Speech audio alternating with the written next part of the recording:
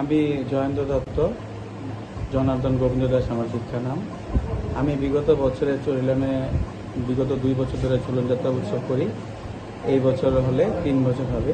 আমি আমাদের বিশালগড় এইচডিএম ম্যাডামের কাছ থেকে আজকে ঝুলন যাত্রার পারমিশনের কপি নিয়ে আমি চরিলাম বাজারে গেলে চরিলাম বাজারে আমাদের মণ্ডল প্রেসিডেন্ট তাপস দাসের নেতৃত্বে এবং অঙ্গুলি হেলনে কিছু দুষ্কৃতকারী যেমন মনীষ দেবনাথ, বিজয় দেব বা ভূমিক হবে নামটা, অনুপ দেবনাথ এবং আনোয়ার হোসেন এবং সুকান্ত দেবনাথ, এই 5 জন ছিল। ওরা 5 জনে মিলে আমাকে শারীরিকভাবে প্রহার করে, আপনারা দেখতে পাচ্ছেন আমার এখানটায় প্রহার করেছে।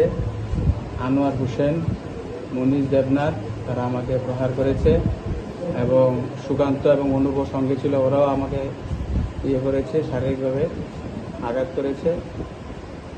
আনোয়ার হোসেন আমাকে এর আগেও থ্রেট করেছিল, আমার কাছে মোবাইলে রেকর্ডিংও আছে।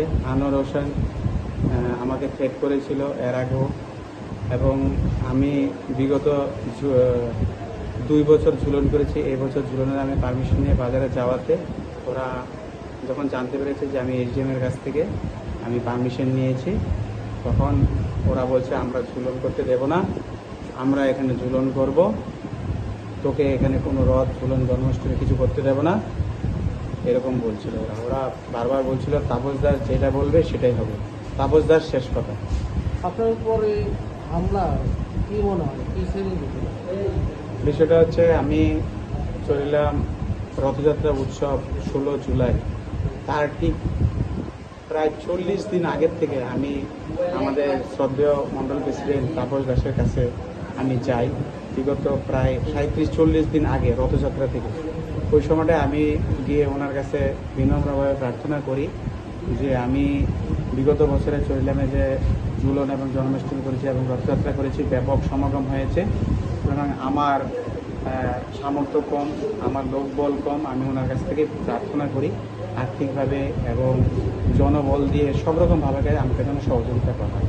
তো উনি আমাকে প্রত্যেক দিনই যখনই যেতাম ওনার কাছে উনি বারবারই বলতেন ঠিক আছে পরে হবে, ঠিক আছে পরে হবে, এরকম বলতে বলতে বলতে বলতে যখন ঠিক রথের ঠিক 4-5 দিন আগে তখন উনি আমাকে বলছে আমার দ্বারা এসব হবে না, আপনি যা ইচ্ছা তা করুন, আমার দ্বারা সময়টা হবে না।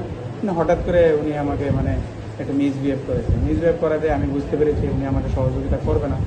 তখন আমাকে তো যেহেতু আমি রথযাত্রা কত বছর করেছি, আমি পত্রপত্রিকা বা মিডিয়া বা ফেসবুকে দিয়ে দিয়েছি যে আমি রথযাত্রা উৎসব করব, আমি পোস্টারও লাগিয়ে দিয়েছি রাস্তায়।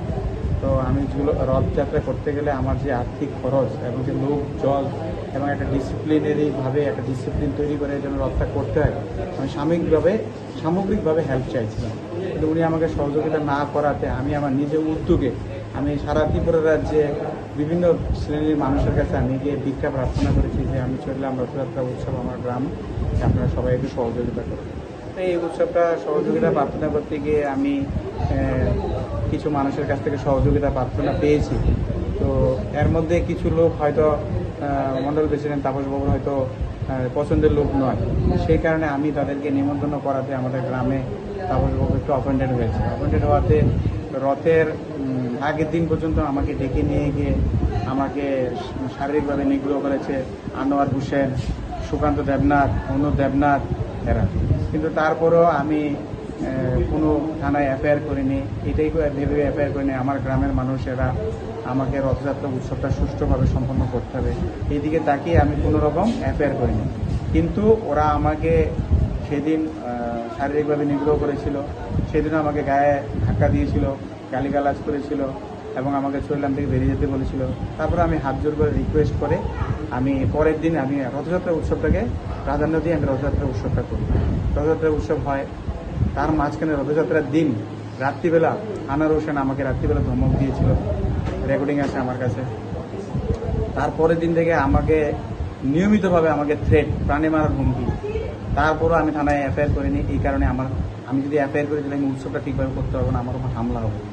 উৎসবটা কমপ্লিট হয়ে গেছে 24শে জুলাই। আমার যারা হামলা করেছে তারা কোনো দলের সাথে জড়িত আছে? হ্যাঁ, তারা একটা দলের সাথে জড়িত আছে, এই কারণে আমি আরও কারণ আমি একজন সাধু মানুষ, আমি কোনো বিজেপি, সিপিএম, কংগ্রেস, আমি কোনো পার্টির মেম্বারশিপ নেই। আমি একজন সাধু মানুষ। আমার একটা অনুষ্ঠান করতে গেলে আমার সিপিএম, কংগ্রেস, বিজেপি সবার কাছে আমার হাত পাততে হবে আমি একটা অনুষ্ঠান করার জন্য। আজকে ঘটনা পরিপ্রেক্ষিতে আপনি কি থানায় কোনো অভিযোগ করেছেন? আজকে অ্যাকচুয়ালি বিষয়টা হচ্ছে হঠাৎ করে অতর্কিতভাবে হামলা হয়েছে, তো হামলা হয়ে যাওয়ার পর আমি শরীরটা অসুস্থ হয়ে গেছে।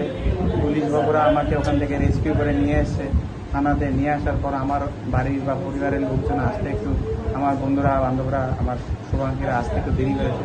থানা থেকে আমি এসেছি, এখন আমাকে এখানে ডাক্তারবাবুরা দেখেছে, আমাকে ইঞ্জেকশন দেবে এবং সমস্ত ট্রিটমেন্ট চলছে। আমার মাথায় ব্যথা করছে, আমার আঙুলে ইয়ে হচ্ছে, আমার পকেটে অনেক ভ্যালুয়েবল জিনিস ছিল, আমার দেখুন পকেটটা ছিঁড়ে নিয়ে চলে গেছে,